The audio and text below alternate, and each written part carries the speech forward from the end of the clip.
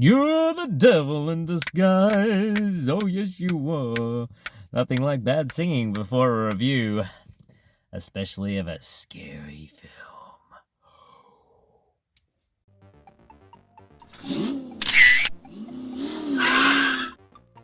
G'day, it's Adam here again with another quick instant movie review for you. So tonight I caught a screening of the brand new film from writer-director duo Colin and Cameron Cairnes. They are brothers from Brisbane, hallelujah.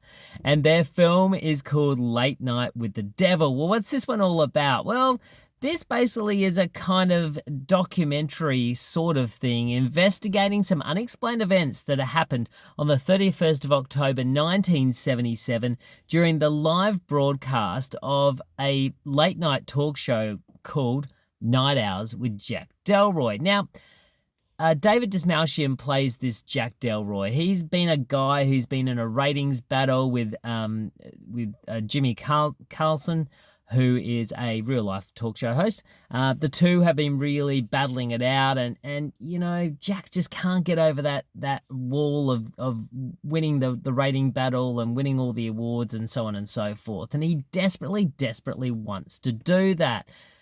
Jack sort of has a great public persona. He also has a bit of an unknown public persona, which is sort of maybe sneaking out, might be true, might not be, in the fact that he goes and makes some regular visits to this thing called the Grove, which is an elite Californian camp for rich and powerful men. It also just happens to be a satanic cult, but, you know, that's not really, you know, we're not really talking about that. You know what I mean? Anyway, whilst Jack is really wanting this talk show to go the full steam, his wife, Madeline, succumbs to a very unusual diagnosis of lung cancer. She's never smoked before, never been around anything, and that sort of spools some things on.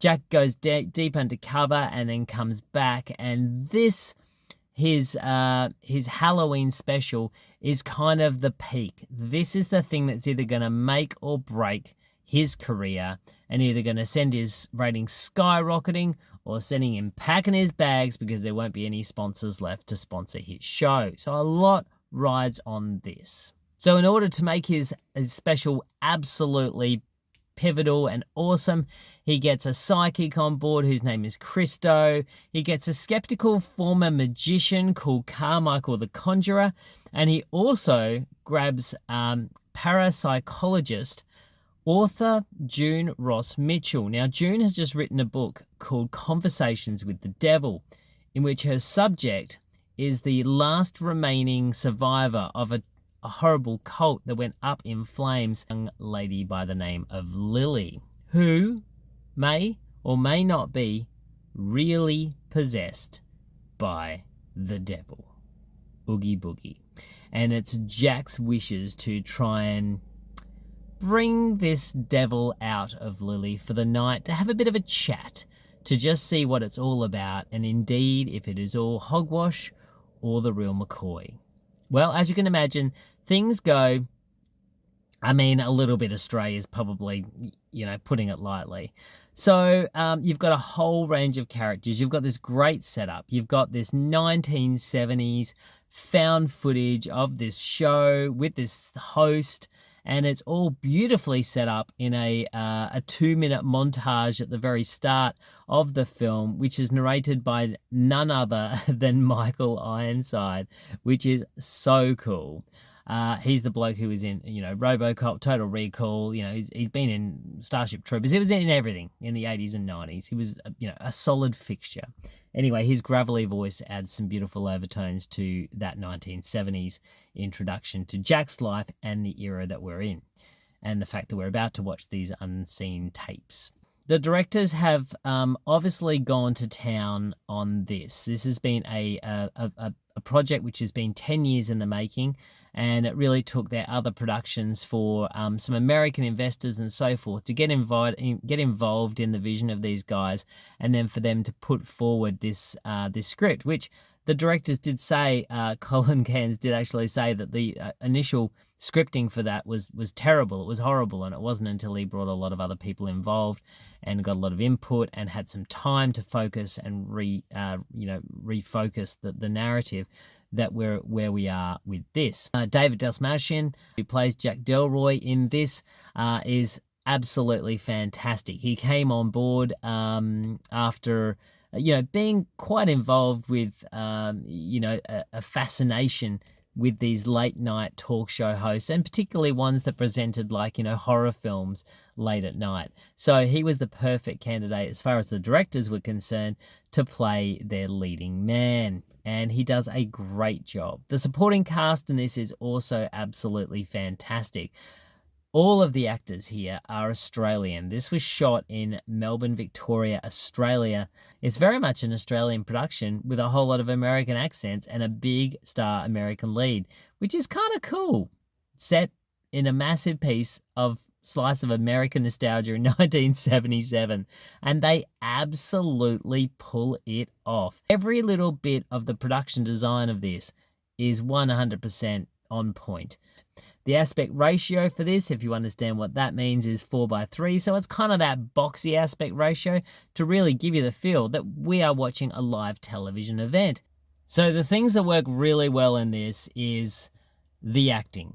David Dastmachin playing Jack Delroy is exactly what you'd expect a talk show host to be, that is just sitting underneath that bar of winning the top spot.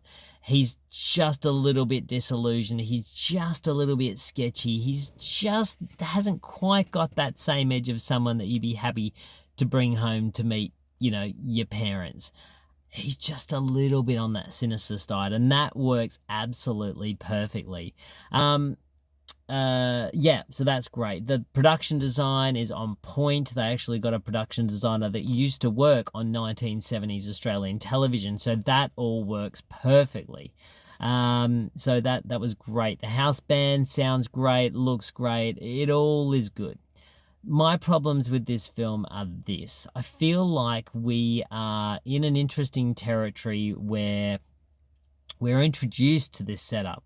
So kind of think Blair Witch. We've found the tapes, we're watching the tapes, and we should just watch them all the way through uninterrupted. Whereas this film sets up what it is that we should be seeing, which is effectively these, lost tapes.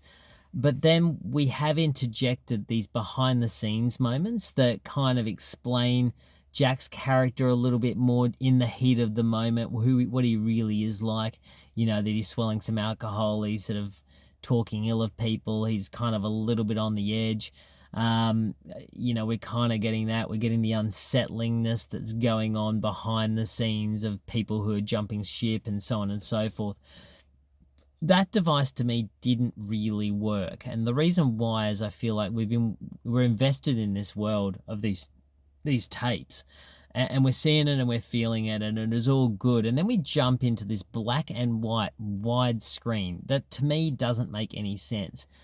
I would have 100% been happy to be introduced to the fact that there was a film crew filming behind the scenes, maybe to drum up some more interest in Jack and who he really is behind the scenes and so on and so forth.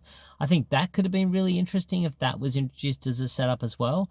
And then we have that very strange 10 minutes at the end that kind of it tries to tie everything up really neatly in some sort of a bow, which to me, I really didn't feel like I needed. I like a little bit of ambiguity in my films. I don't mind that when it comes to it, so that the audience can walk out going, did he or didn't he? Was she or wasn't she? Is it or is it not?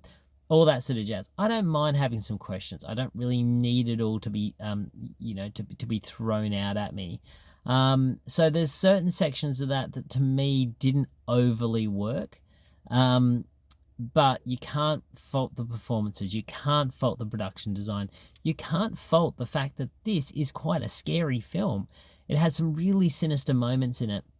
It has some body horror. So if you are a fan of David Cronenberg, and Videodrome is cited by the directors as an influence, as is The Howling, as is, a lot of those films, Australian horror films, The Exorcist gets a nod, of course, and even Raiders of the Lost Ark gets a mention as well, which is kind of cool by the directors as an influence, which is you can certainly see in the last moments of the television show. And I as soon as I saw it, I went, "That's Raiders of the Lost Ark." And you'll see it when you see it. So there's some great moments in here, and massive kudos to the directors for it. There's a little bit of controversy around AI being used for some of the title card sequences of this. I did mention this to the directors when I did interview them, and you'll see this interview on another video. So if you are interested, please search through my channel and you will find it. So yeah, and I think, look, the very small amount of AI that's used in this is not impacting the performances. It is not impacting the story. So that is not being touched at all. It is influencing the artwork.